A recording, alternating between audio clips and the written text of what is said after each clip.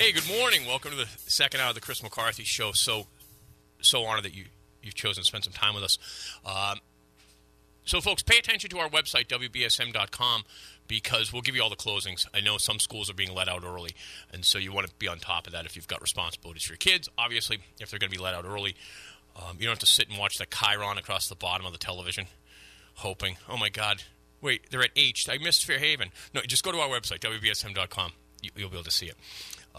Okay, so as I promised, I have the chairman of the Middleborough Board of Selectmen, Allin Frawley, here in studio with me because we're going to talk about two really important issues that affect you. One is school safety and what they did in Middleborough to really grab the bull by the horns and protect those children, which really at the end of the day, that's what this is about, right? It's not about the politics of it and the blame game and who's at fault. Is it the NRA? Is it mental health?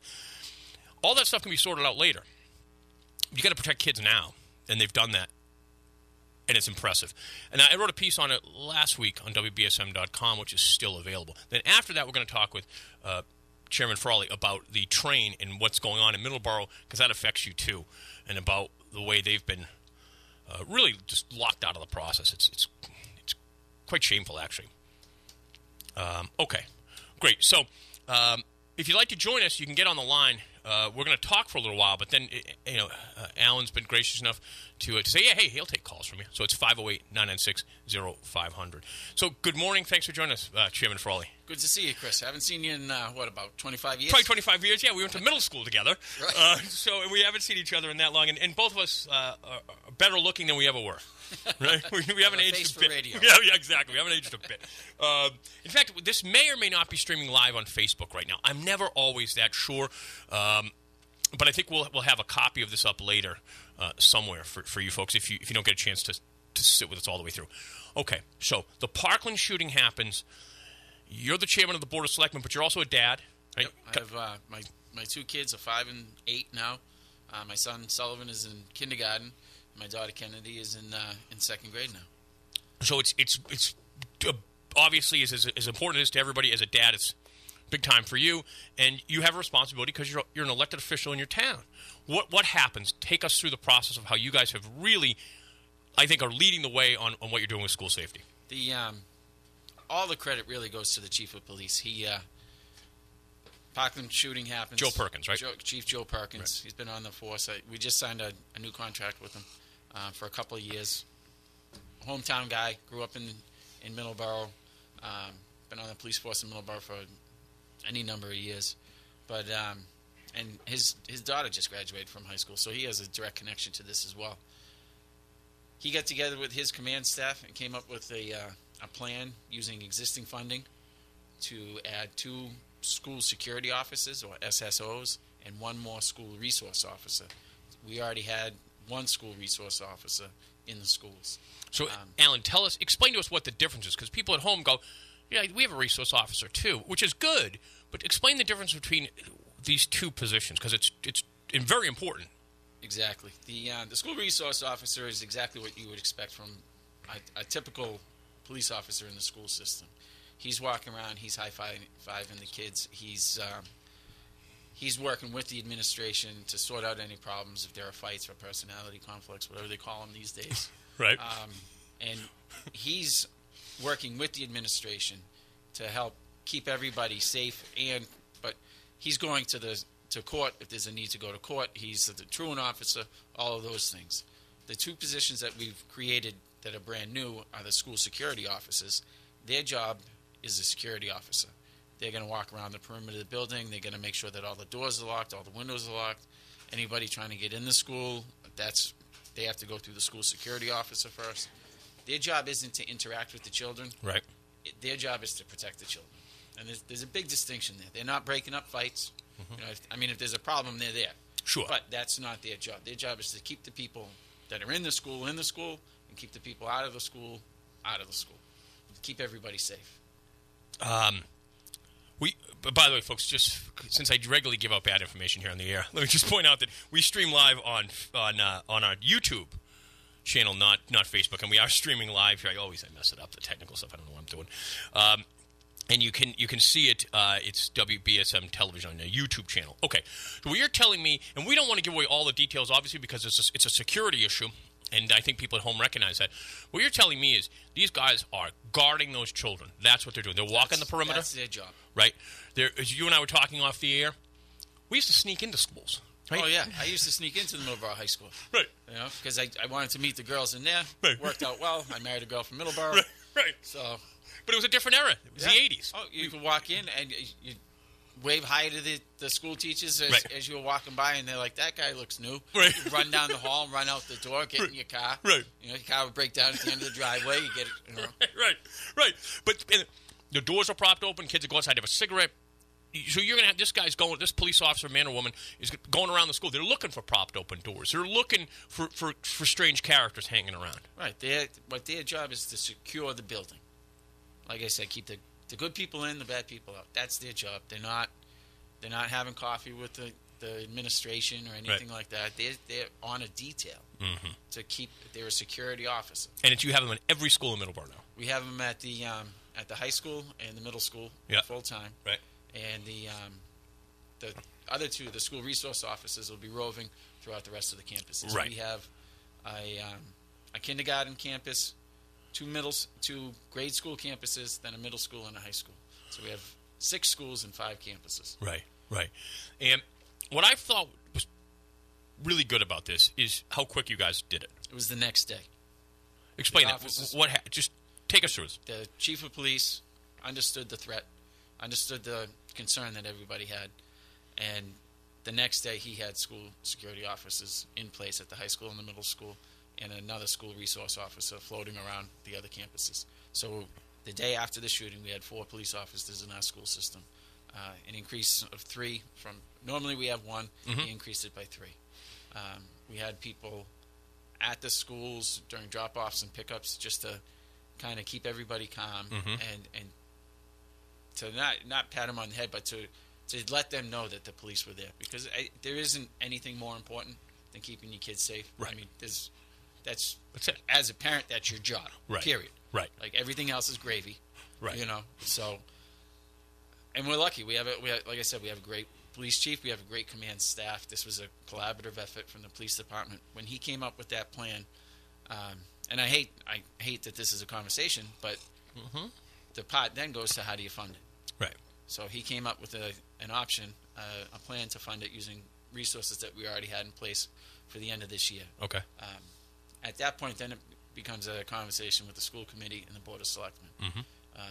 So he asked for a meeting. The answer is yes. Sure. We have our school committee is staffed by some of the finest people you've ever met in your life. The chairman of the school committee is one of my best friends. Mr. Young. Yes. Yeah, he sent me a nice email, actually. Yeah. Great guy. Yeah. And he has students in the school system as well. Right. Our superintendent, Brian Lynch, again, fantastic guy, hometown Middleborough, born and raised. His father was actually a school superintendent in town. And he has 5 kids, 2 of which are still in the school system. So again, this is all personal, right? As well, right. And I think that's what you want, somebody with skin in the game on something like this. So he asked for a meeting with the school committee and and myself as the chairman of the board of selectmen. He didn't need a vote from the chairman of the board of selectmen, okay, or from the board at all, from my board at all. But he wanted to keep us in the loop, and that's exactly the way town government should work. Right. Everybody working together for the common good of the town, and that's exactly what happened. And I couldn't be happier or prouder. I think the people of Middleborough have a lot to be proud of with you folks, with what you did, because it's decisive, right? I mean, there's plenty of things to argue about that don't matter, but you and I can sit here and talk about the gun debate and what we should do, and I can talk at the state level and I can talk at the national level. I got to be honest with you. Donald Trump is never going to come to the Middleborough High School. Right. I don't care what he thinks about security. Right. I want my kids safe today. Right. Right. So as I'm watching these, so the distinction was, for me, between what you guys did and what I'm listening to this national debate. Nothing's going to happen. Right. There's nothing going to happen. I don't care what side you're on. If it does, it'll take 18 months. Right. Right. And what can happen by then? Right. Versus town of Middleborough, little New England town, right? All local people, locally elected people have a meeting and make a decision, and the kids are safe. Safer. We're very, right. Yeah. Right. There's nothing's 100%. It's an unfortunate thing, but it's interesting. We have I had the mayor of New Bedford in here, I think the day after the shooting or 2 days after, and they had police officers. They have 3 at the high school. Then they have other ones at different schools, and we're not going to discuss the entire security postures. We're not going to discuss it with you because that's not the right thing to do. But he was talking about the deterrence factor, that it makes sense to advertise as much as possible, that you have these police officers, not all the details. Fairhaven does a wonderful job. They put a cruiser right in front of the high school here on Route 6. And I always joke that when you first get to town, you slam the brakes on a few times thinking that there's a police officer in that car, but there really isn't. They're in the building, and they've got a gun, and if you try to get in there, they're going to try to stop you. Yeah. Or if you try to do anything, because it's not just school shootings. I mean, there's other kids are vulnerable for all kinds of things. Absolutely. It's a different world. And totally different. I remember when the Newtown shooting happened. I have a younger brother who has 7 children who lives in Connecticut. And I was sick to my stomach that day, just at the thought of that. Mm-hmm. And I went to a school committee meeting at the next meeting because something like that is inconceivable to me. Right. I just don't understand it. So I didn't know what to do. I just knew I felt horrible. Of course. Confused and impotent. So I went to the school committee meeting, and they acted. Middleborough is very lucky. We right after the Newtown shooting, we started a DIRT, which is a district emergency response team. Okay. And we put that in place. It's a special team that is trained to react to these types of events. Okay. And you've had that in place for years now. For years, okay. And they do great. They're a model for surrounding districts. They've gone to other districts and explained what they do, and other districts have adopted their plan and worked towards it. Every school district is different, and I mean this with the utmost respect for the police force. That's great, but when seconds count, the police are only minutes away, mm-hmm. and that's a cruel reality. They know that. They do, and they're hampered by that. Right. They don't like that. No. Now we have police in the school. Right. When seconds count, they're seconds away. They're seconds away. That's the most proactive thing we can do. It's absolutely. We're speaking with Allin Frawley, who's the chairman of the Board of Selectmen in Middleborough, about their school. I think is dynamic what they've done at the school level. I wrote about it on WBSM.com. You can check that out.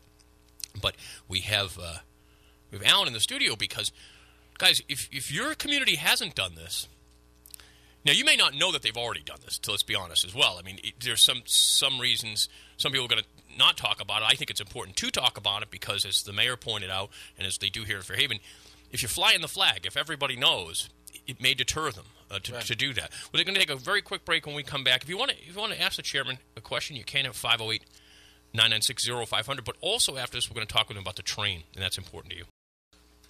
We're back. Welcome to the Chris McCarthy Show. We have Chairman of the Middleborough Board of Selectmen, Allin Frawley, here in the classroom. And as we're pointing out, guys, it's all the other debates, mental health, gun control. You know how I feel about that. I'm a big supporter of the National Rifle Association. Those things, but there's a legitimate discussions to be had on all that.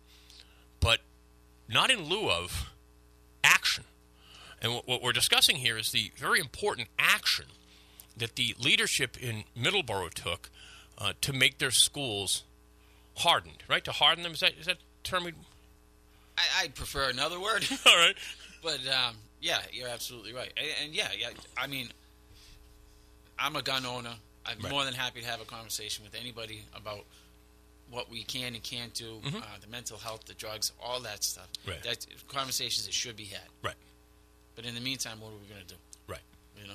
I mean, if you're driving down the street in a car and your brakes let go, do you want to have a discussion about whose job it was to make sure that the car was maintained? Right. Or do you want to figure out how to stop the damn car? Right. Exactly. So, and it is that's life or death. Stop the car, right. And then we can talk. Right. So what we did was we got police in the schools, and in my mind, we made the schools a little bit safer. Yeah. Yeah. And you did, and it's interesting because we talked right in the aftermath of this. People were talking about how, why don't they just have someone out front or an armed guy outside the building the way they have at banks? Let's protect the kids as much as we protect money. And which is not a slight against money. We all like money, but let's be honest, it's already insured and it can be replaced. Right. Children can't be. And what you guys have done is given, in some respects, the same posture as a bank, right? You have a perimeter guard or someone who's roaming around and they're looking. There is no station for him. Right. He has a routine. And that's it. And he's not, because the idea of if you tell everybody where the guard is, right? Then everybody knows you go in the back door. Right. You know. Right. So he's not. He or she they're roaming around the schools, and they're a random security officer that's on site during school hours. Right. Right. My wife is also a coach at the schools. You know, she's been coaching at the high school for 25 years now, and there's a key policy. You know, if you have a key, you can't give it out. You can't loan it. If you lose it, you have to let them know immediately. Okay. So we're in the process of building a new high school. All right. So there's a lot of security measures again with that DIRT, which is that District Emergency Response Team. Our security protocols, all of that are going to be phased into the new high school, and we're going to make our kids as safe as we possibly can. Folks, if you live in Middleborough, you're lucky. A lot of other communities, we've had Fairhaven on here. They have their stuff in place. They fly the flag in New Bedford. But this is a real opportunity for people to take a look as an elected official. And if you said you have a response team, which is a model for other communities, and they've gone and worked with other communities to help them, right? They've gone throughout the district, throughout southeastern Massachusetts, and shown other districts what they do, what their plan is. And every district is different. Sure. New Bedford has a lot of issues that Middleborough doesn't have, and Middleborough has issues that New Bedford won't have. Right. But the goal is the same.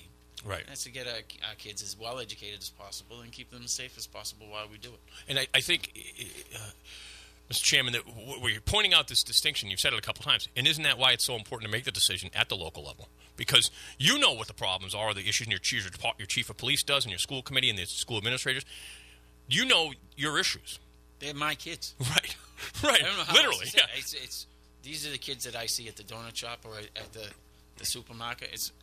There's a lot of pros and cons of being a local elected official. Yeah, don't tell me about it. Well, I mean, I was just talking with someone the other day, like the guy who drafted my daughter at 8 years old for the softball team. I know who he is because I'm involved with my town. Right. So that means a lot to me. That's where the payoff is. But that means I have a responsibility to these kids in this town too, and I take that responsibility very seriously. And I know, honestly, who cares about the national debate? Right. Nobody from the national level is going to come to my school and stand in front of someone if they're threatening my kid. No. So my police chief did what he was supposed to do, and he made our schools safer. And he deserves all the credit in the world for that. Yeah. But this is a great, like you said, this is a great example of local government working. Absolutely, absolutely. And we're going to talk about the train here in a second. But I just want to say, if you're a locally elected official and you want to reach out to Allin, I'm sure you'd be happy to talk to anybody, right? Yep. Anybody. To anyone. About what you guys did, how you did it, the funding, what your thoughts are on it. All of that. I'm more than happy to help anyone. And you can reach on Facebook, right? Facebook, I'm pretty easy to reach. I'm on Facebook. My phone number is on the town website of Middleborough. Okay. Email Allin Frawley at middleborough.com. Okay. So yeah, if you're looking for this, if you're a local elected official listening to this and you're saying, I'm not, we got to do something in my town and we haven't done it yet, reach out to him because he knows what he did. Were you on the school committee before this? Or no? No. Just on the board of selectmen, yeah. Yep. It's, how long have you been on the board? This is my third term, so it's, almost 10 years then? Going into my 8th year. 8th year. So 3-year terms. That's a lot of dedication. I did it for 3 years. It's a lot of work. It is. I do enjoy it. Yeah. I do, and I like to what I think is make a positive contribution to where I live. I started getting involved. My wife and I, long story short, my wife and I moved to Middleborough to get married and have kids. Okay. Shortly after that, I started getting involved because this is my home now. Right. And I grew up in a faraway land called Lakeville, so it wasn't that hard of a thing to do to move back to Middleborough. And as soon as we decided we were going to raise our family there, I started paying attention. Right. I'd never done it before. Right. But got involved, started paying attention, just trying to help out. And the more I learned, the more involved I got, and the more I wanted to make more of a contribution. So. Well, truthfully, I think they're very lucky to have you and to have Mr. Young and to have Joe Perkins and we have a great team. Yeah, probably someone's name I'm leaving out, which is always the danger of naming names on the radio. Is it you left someone out? But I didn't mean to leave you out. Whoever you are, Nunes, right? Bob Nunes is our town manager. He's doing a great job. Was he the mayor of Taunton at one point? He was. Yeah, that's all right. I had that right. I started saying that in the other night. I thought Bob Nunes is not an uncommon name. I hope I have the right guy. But no, he was the mayor of Taunton. Yes. Yeah, so that's a unique thing to have a town administrator who... He's got some experience. Yeah. It's nice. He learned on someone else's dime. Now he's exactly. right, which is nice. We're speaking with Allin Frawley, who's the chairman of the Board of Selectmen in Middleborough. I want to transition here to the train, because we talk about that here all the time. And there's a lot of people that support it, and a lot of people that don't. There's a lot of people that just don't believe it. And I want to get your perspective on it. And folks, pay attention, because I think Middleborough's experience is should be something everyone should be concerned about, regardless of whether they live in Middleborough or Lakeville, because Lakeville's getting the same treatment. Folks here, we have Aaron Burke on, and we have Mitzi on from time to time. Talk to us about what your experience has been with this train and what they're doing to Middleborough. Well, so the last 2 years has really been about what they call the Notice of Project Change, or Phase 1. Okay. The Notice of Project Change is where they change from going with the preferred route through the Hockomock Swamp in Stoughton, the Stoughton rail line, which is about a 70-minute ride. Mm-hmm. This preferred route is the Stoughton Alternative, or the Middleborough Secondary, is a 90-95-minute ride. And what they do is they go to Taunton, and just before they get to Taunton, they take a hard right towards Middleborough. And what they're calling the Middleborough Secondary line is an old freight line. Mm-hmm. I think it was 7 or 8 years ago, Mayor Lang, as the outgoing mayor, his last editorial was writing about looking into this as an alternative to get the rail to New Bedford and Fall River sooner. Okay. I support South Coast Rail through Stoughton. I'm 100% with Fall River, the cities of Fall River, New Bedford, and Taunton. That these gateway cities need rail access. Okay. They need transit access. The Middleborough Alternative is not the way to go. It's a 90-plus minute ride. That means 3 hours round trip, and that's platform to platform. That's not door to door. Right. Try getting out of South Station inside of 15 minutes. I used to do it every day. It's miserable. Right. So it's a 3+ hour ride. And the real problem I have with the Middleborough Alternative is 2 years ago I was at a meeting in Wareham, I believe, and Representative Strauss was giving a presentation on the new station he planned on building in Middleborough. Okay. I'd never heard of it. I'd never seen the conceptual drawings before. And I was frankly stunned that this was a proposal that nobody had spoken to Middleborough about. I proceeded to call Representative Strauss probably 100 times, asking him to include me in the conversation, because this was a proposal that, if done correctly, I would stand behind 100%. I think a stop in Middleborough, if it's done correctly, could increase the pedestrian traffic in the town of Middleborough, give people an opportunity to take the train, take a 5 o'clock train, get off the train, walk down the street, grab something to eat, have a drink, walk back up the street, and get back on the train and continue on their way. Okay. It makes, if done properly, it could be a very good thing for the whole town. You called him 100 times. Called him 100 times, never received a phone call back. You called the chairman of the Transportation Committee, who's a representative for Fairhaven, who lives right around the corner here. Used to represent Middleborough. Did he? Oh, that's right. Yeah, of course he did. Yeah. Middleborough State. Bill Strauss. Yeah, Bill Strauss. Yep. Yeah, Representative Bill Strauss, Esquire, and he never called you back. Never called me back. And unfortunately, that's a pattern that continues with the South Coast Rail and Mass DOT. I have to say I'm shocked by that. I believe you. I'm shocked by it because I know him, and I can't imagine you didn't. I like him. Right. I'd leave messages. I said, please call me back. I'd much rather work with you than fight against you. Right. I think I'm a pretty reasonable guy. Sure. I don't have to agree with everybody 100% of the time. Right. My wife tells me I'm wrong all the time. It's okay. I can understand that. But the conversation should have been had. Right. I attended as many meetings as I could put on by the South Coast Rail and by Mass DOT. The first time I actually got a call back from Mass DOT was when I called the governor on another radio station. He does a monthly sit-in on NPR. Right. I got through to him, and I asked him. On the air. On the air. Asked him, please have somebody from South Coast Rail call Middleborough and have a conversation with us. Right. Because what you're proposing, we don't know anything about it. And it's that's not the way to move forward. Mm-hmm. It's not the way at all. Not at all. So, I mean, to their credit, they ignored Taunton, Berkeley, and Lakeville. So they weren't just ignoring you. Right. Mr. Chairman. They were ignoring everyone. Right. I'm very happy it's not personal. Right.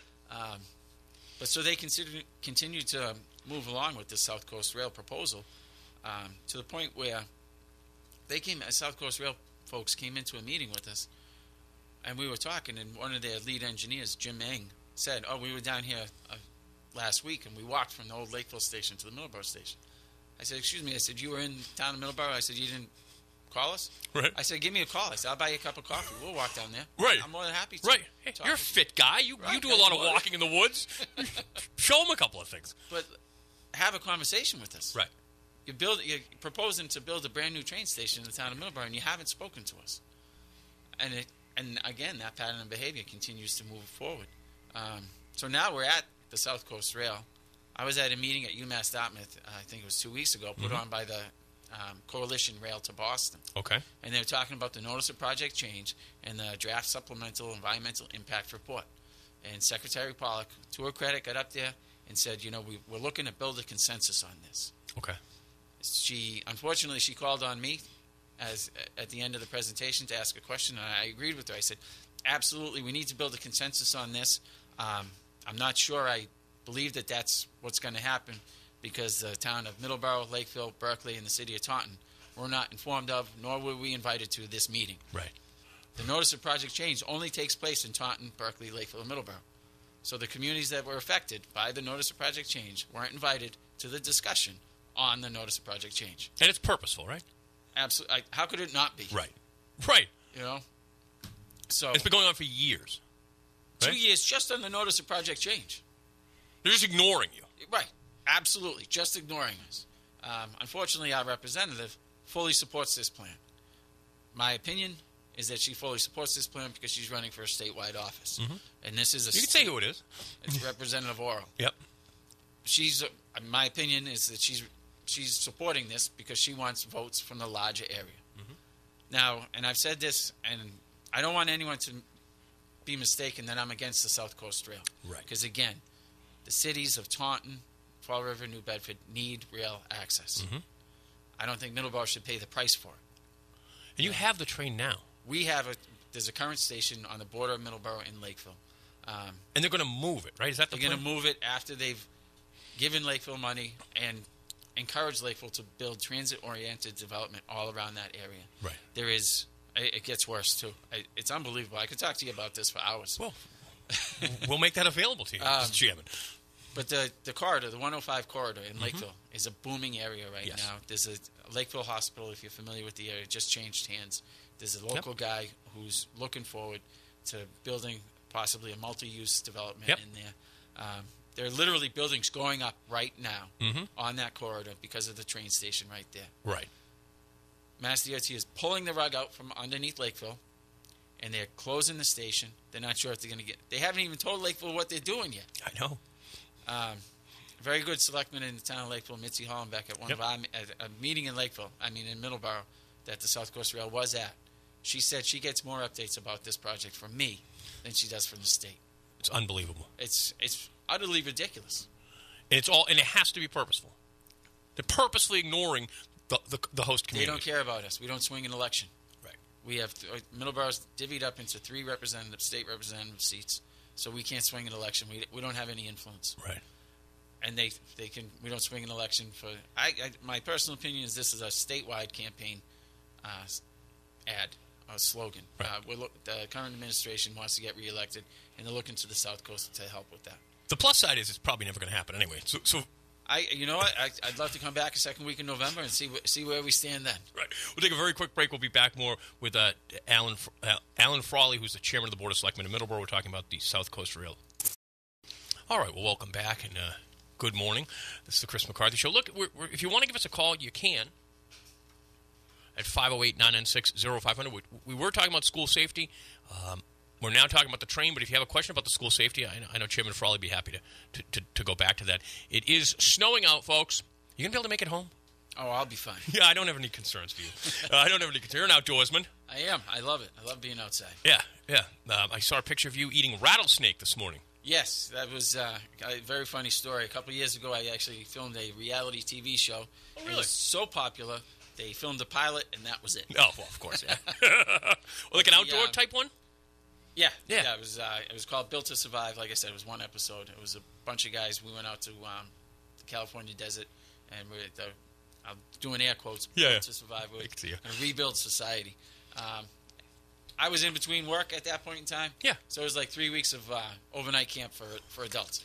For a guy like me, it was a great time. Well, I was concerned when I saw you. It looked when you're eating rattlesnake. I thought, well, I do know there are rattlesnakes around here. They're not. There are some, but yeah, not too many around. Not too many here. But they Profile Rock, they have them.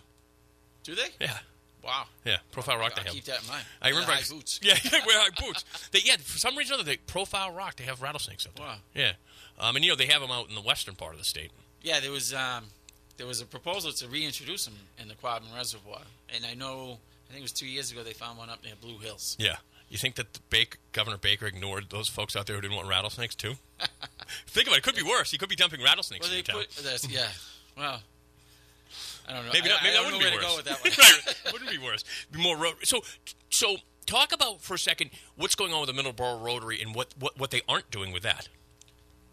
Well, the Middleborough Rotary is it's a disaster, right? Absolute disaster. I drive through it every day. I get up pretty early. I go to a gym in Plymouth, and then I drive through the Rotary on my way to work. I'm working in Dayton right now, so I take 44 all the way down through the Rotary. Right. I do no way around that Rotary, but if I'm going to be hopping on the Rotary every day, I'm going to drive through it every day. Right. And I have to give myself about 15, 20 minutes extra time because that's what you spend. Right. Each day I stop, and I have a Facebook page, Middleborough Rotary, and I try to update it when I'm stuck in traffic there. Right. I'm not texting while I'm driving because I'm at a complete stop every morning. So the Middleborough Rotary it's a regional Rotary. It's situated in Middleborough. Mm-hmm. It's I think two of the locations, two of the inputs or the inlets to the Rotary are on the top 200 crash locations in Massachusetts. Really? So in a state that has 351 communities in it, I think Middleborough has 3 or 4 crash locations, top crash locations in it. One of them's right down the street from the proposed train station as well. Right. But the Rotary we need a flyover. The state's agreed to it at least 3 times in the past 10, 12 years. Bonnie Frank was going to fix it. Deval Patrick was going to fix it twice. To his credit, Governor Baker said, I'm not going to fix it. Well, at least he's honest, right? But the Mass DOT came up with a plan. They're going to change the name from a Rotary to a roundabout. We have high hopes for that. And they're going to paint lines. That's sarcasm, folks. Yes. They're going to add lines to the Rotary and make it a 2-lane Rotary. They don't actually change the size of it, but they're going to call it something different, and they're going to paint some lines on it. And they assured us that that's going to work. The best example Lipstick on a pig. Well, that's a great analogy, but Right. This is a lot like daylight savings time, where they change the clocks and tell you that the day's better, but it's still a 24-hour day. Right. Nothing has changed except what they tell you. Right. So. I remember my friend, she was going up, doesn't go through the Middleborough Rotary, fortunately for her much, called me one day. So, I don't know what's going on here. Why I'm stuck in this traffic. I don't know what's going on. Because she hadn't accounted for it. And I think I said to her, and she said, and I said, no, it's like that every day. Oh, yeah. Because I used to go through it every day until I decided, no, I'd have to do something different. I was trying to get to where I was going and going every different way. And I hadn't realized how bad the Middleborough Rotary had become, say, in the last 10 or 20 years. Oh, yeah. It just gets worse every day. Because maybe I was up that way, it would be night or something, So I was doing the commute. This is impossible. But the queue is from 7 a.m. to about 9:30 in the mornings, and then it's about 3:30 to about 6:30. Right. So it's not like you can't get there at 5. Right. You can't get there in the afternoon. Right. And now it's getting worse on Saturdays too. In lieu of a lot of things they're doing, they could fix this, but now they're just not going to. Yeah, they just said no. Now it's approximately $80 million for a flyover at the Rotary. There are approximately 47,000 cars a day that go through that Rotary. Now the South Coast Rail is $935 million, and it's 1,600 riders, new riders on it. Right. So the South Coast Rail, they're going to spend about $500,000 per rider on that solution, but they can't spend $80 million on 47,000 riders through the Rotary. Right. And they don't understand our frustration. Right. And they say that the Rotary and the train station are not related, but they're one stop away from each other on the highway. Right. And one of their this is great. One of their traffic engineers said to me, he goes, I brought up the Rotary during one of the meetings. He said, I don't get off the highway in Rotary. I live in Plymouth. And he goes, and I drive down to this station at 105, get off here, take 105 over to 44 that way, and that's how I get home. He's a traffic engineer for the state. He's a traffic engineer who denies that there's a link between the Rotary and the train station, and yet he that's his plan. Folks, it's unbelievable. If you're just joining us, we're speaking with Allin Frawley, who's the chairman of the Board of Selectmen in Middleborough.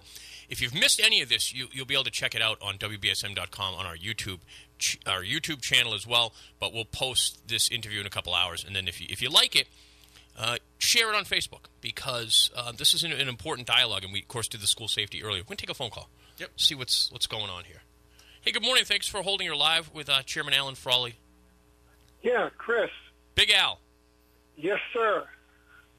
I want to tell you, back in 2014, my friend, I was riding my motorcycle Yes. on 18 going north. And you want to know something? I don't understand why they haven't got commuter rail here, because I seen the engine from the Purple Line here in New Bedford in 2014. And he actually sounded the train whistle, because I heard it from Fairhaven. I was with a friend of mine who was currently living in Florida now. All right. Thanks, Big Al. Yeah, I think they've run maybe some trains down to check it out. I don't know. There are a number of opportunities for rail to Fall River, New Bedford. One of them is the Attleboro line.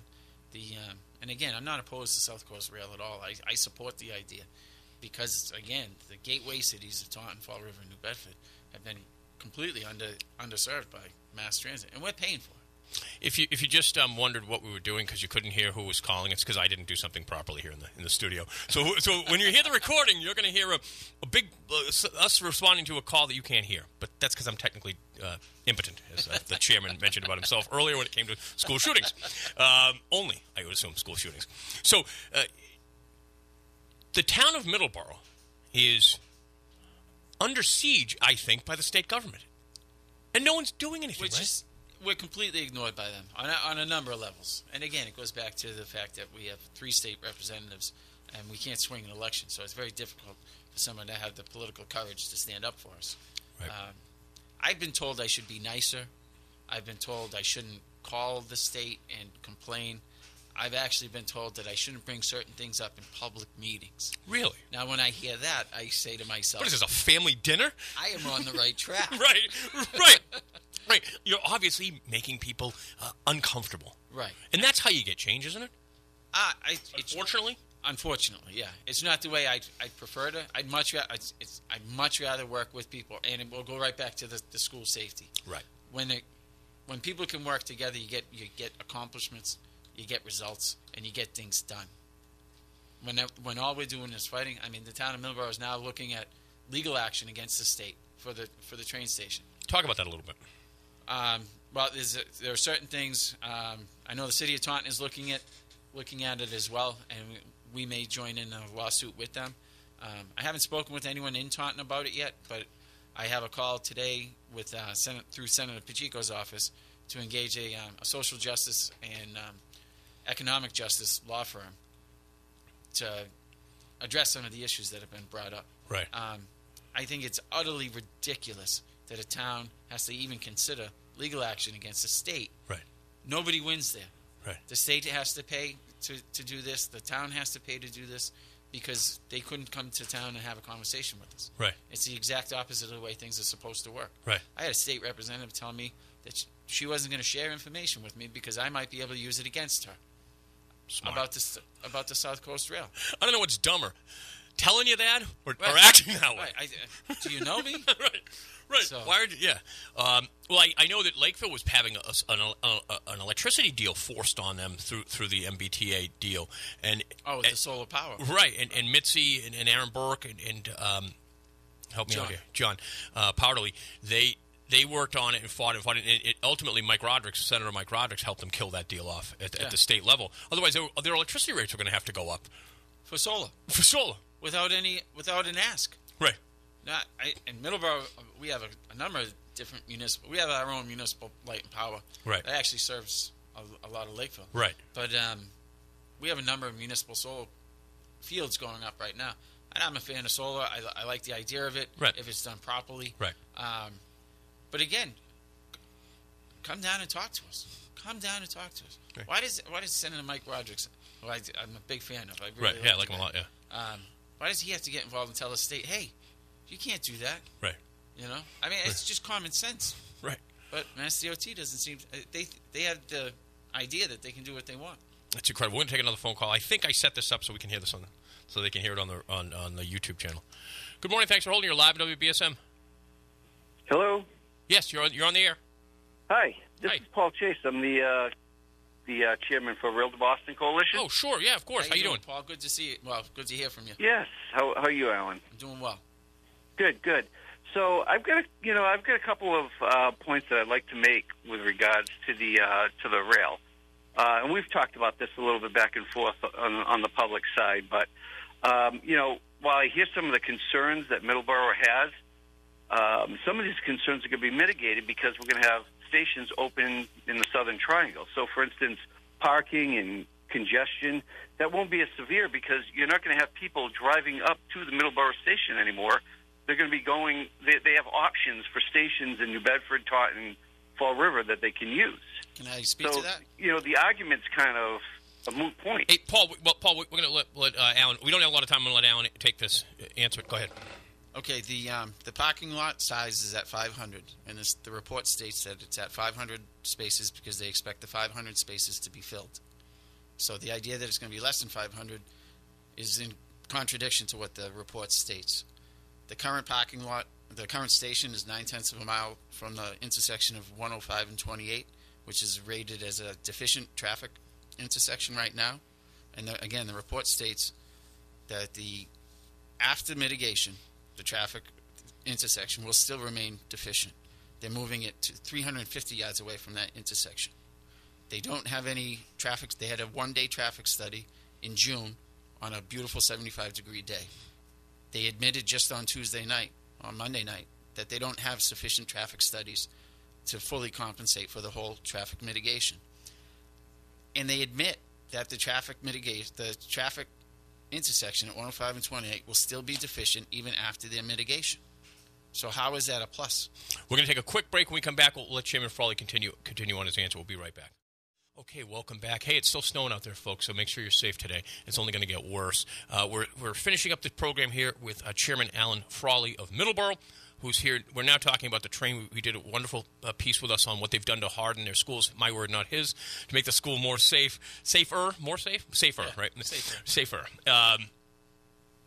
In Middleborough. And you can catch all of that on our YouTube channel. Go to YouTube, then WBSM, or WBSM.com. We'll have this entire interview up later today. And if you enjoyed it or you hated it, either way, share it on Facebook with your friends because I think it's an important discussion. Continue with your answer on why the train isn't really the answer transportation-wise. Well, in Middleborough, anyway, they're reducing the size of the parking lot as well. So they're actually reducing any economic development from the current station. They're reducing access to transit in my town. And it's a more difficult and longer ride for everyone involved. Mm-hmm. There's another thing, too, that we haven't touched on, and I'll bring it up real quick, is they're putting the Cape Flyer train in grave jeopardy because at 26 trains a day, that's the limit that they can fit on this rail because of the pinch point at Savin Junction. Because of physics. Right. You can't put any more trains there. It just right. doesn't work. So I don't understand how they're going to have... What if they rename it and paint lines? Yeah, no? Still won't work? No? All right. Okay. Again, that's sarcasm. Right. But so they're putting the Friday night, which is arguably the most popular Cape Flyer train, that comes down on the existing Middleborough line right. and runs down to Wareham into Bourne and over the bridge into Hyannis. There's no ability for that train to run on Friday nights anymore. So I don't understand why they're putting that very successful program at risk by doing this. Again, it's a 3+ hour ride from Fall River in New Bedford. That's if everything goes well. Right. Let me ask you this, Chris. With the snow coming down out this window, how do you think the trains are going to run? Fall River and New Bedford are going to be the two longest lines in the MBTA system. And we all know that the MBTA system runs flawlessly every day. That's sarcasm, folks. Again. There's a lot of that here. I also, and at the end of the day, this may all be just a mirage. This may all just be a leprechaun retirement community. It's a political solution. Right. That disappears possibly in November. Second week in November. Right. So hopefully they've just all been lying about this. Isn't it weird that your answer is that hopefully the answer to your problem is that they've been lying anyway? Right. And what a waste of resources. Right. Time, effort, taxpayer money. It's utterly ridiculous. Folks, I want to thank you for joining us. I want to thank you, Mr. Chairman, for joining us as well to discuss this.